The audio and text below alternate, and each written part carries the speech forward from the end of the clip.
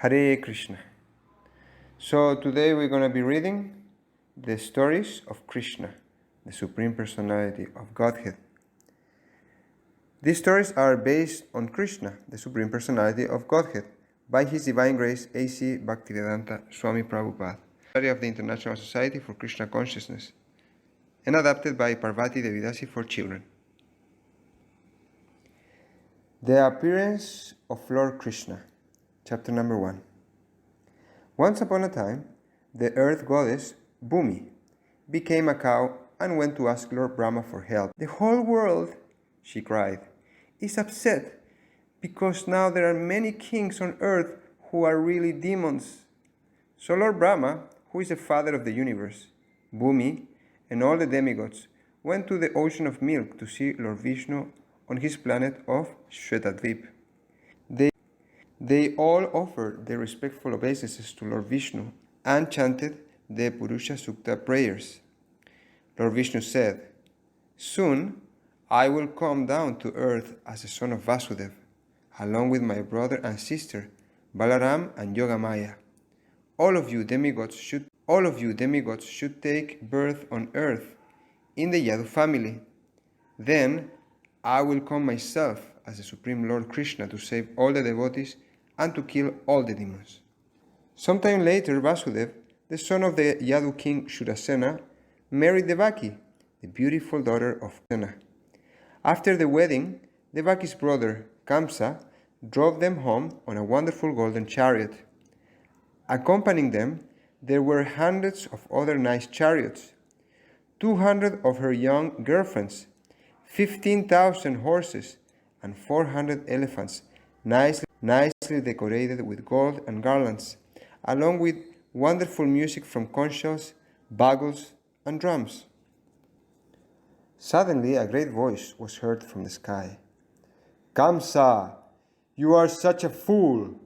The 8th son of this sister will kill you." Kamsa became afraid. Immediately he caught Devaki's hair and raised his sword to kill her. Vasudeva, her fearless husband, stopped him and said, "My dear brother-in-law, please do not kill your own sister. She is never going to give you any trouble. Right now you are quite safe. Whenever she has any children, I promise to give them all to you."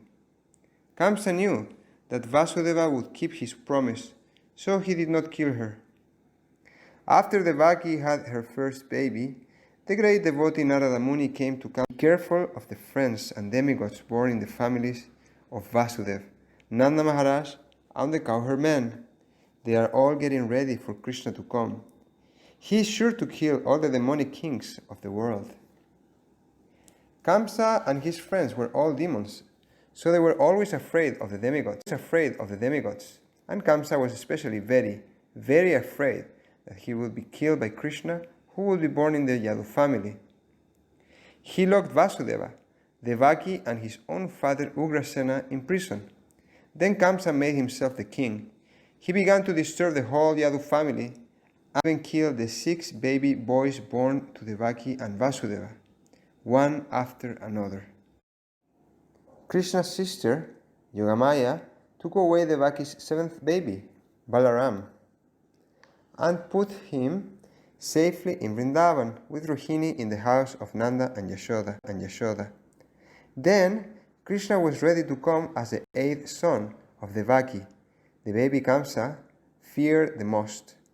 As the days went by, an ocean of hate grew in Kamsa's heart.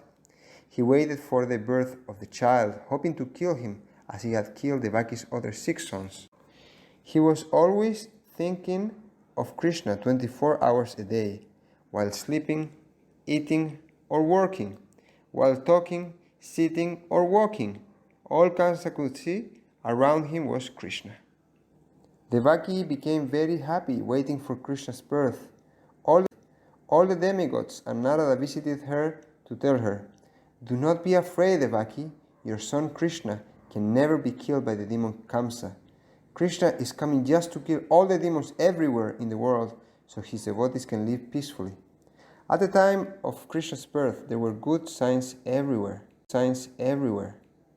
The planets and stars moved to good positions in the skies.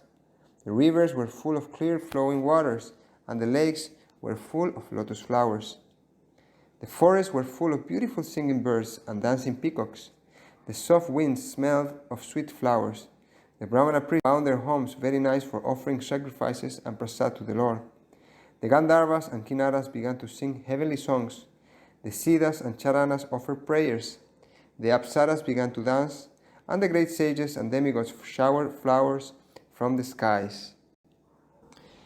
Then in the darkness of night, Vishnu appeared as the Supreme Personality of Godhead before Devaki, who also looked as beautiful as a demigoddess. Vasudeva saw his wonderful baby son with 4 hands holding a conch shell, club, disc, and lotus flower, and flashing his bright effulgence within the room. He had a special mark of Srivatsa on his chest, and the jewel necklace with the Kaustuva stone around his neck. He was dressed in yellow silk, valuable golden bracelets, bangles, earrings, and other ornaments all over his body. He had a full head of lovely thick black hair and wore a helmet and the Vaidurya stone. Vasudeva wanted to celebrate the birth of his wonderful baby by giving away thousands of decorated cows to the Brahmanas.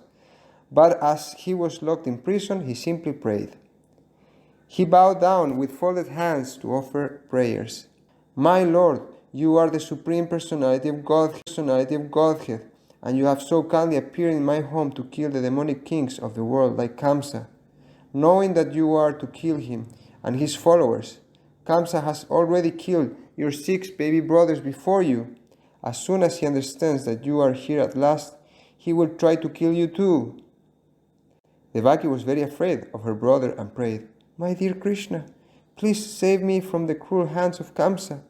As soon as he knows you are here, he will try to hurt you, so please hide your 4-armed form from our eyes. Krishna answered, I know you are thinking about me out of great love and are afraid of Kamsa. Therefore, take me now to Gokula Vrindavan and exchange me with the daughter who has just been born to Yashoda. Then the Lord turned himself into an ordinary small baby. Vasudeva quietly took his little son out of the prison. Somehow, all the doors opened. Everywhere in Kamsa's palace, especially the doorkeepers, slept very nicely. The night was dark, and it was thundering and raining. While Vasudeva carried little Krishna in the heavy rain, Lord Anantashesha spread his serpent hood over Vasudeva's head like an umbrella. They came to the Yamuna river, which was roaring with big waves and foam, but they were able to cross. On the other side, Vasudeva went to the home of Nanda Maharaj in Vrindavan, where everyone was also sleeping. He walked inside quietly and put Krishna down next to Mother Yashoda. Then he picked up Yashoda's baby girl and went back with her to the prison of Kamsa, where he put her down next to Devaki. He locked everything very well, so Kamsa could not see that so many things had happened during the night.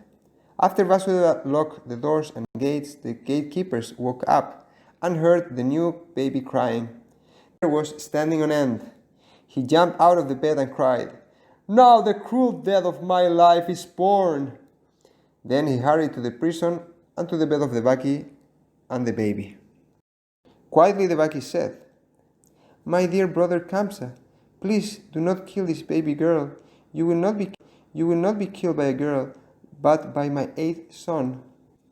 Cruel Kamsa grabbed the newborn child to throw her down hard on the stone. But that baby slipped right out of his hands and went straight up into the sky. Actually, she was the wonderful goddess Durga. She wore a beautiful dress, flower garlands, and shining jewels and ornaments. In her 8 hands she held a bow, spear, arrows, bell, conch shell, disc, club, and a shield. From above, in the sky, the goddess Durga shouted at Kamsa, You rascal! You cannot kill me! You cannot kill me! The child who will kill you is already born before me somewhere in this world. Do not be so cruel to your poor sister. Then she left. Kamsa became even more afraid. He said to Vasudeva and Devaki, I have been just like a demon to kill your 6 little babies. excuse me for my terrible behavior. He unlocked them personally and let them go out of the prison. But the next day he had a change of heart. Kamsa, who was the greatest rascal, ordered his demon friends to destroy all kinds of saintly persons and to kill all children born within the last 10 days. In Vrindavan it was declared that a boy was born to Yashoda. Nanda Maharaj gave away 200,000 well-decorated cows, mountains of grains, golden bordered cloth, and ornaments to the brahmanas, musicians, and singers.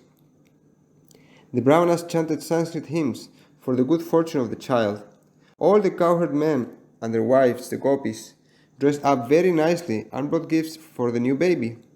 When they got to Nanda Maharaj and Yashoda's house, the gopis gave their blessings to Krishna by mixing turmeric powder, oil, yogurt, milk, and water, and sprinkling it on him and on everyone there.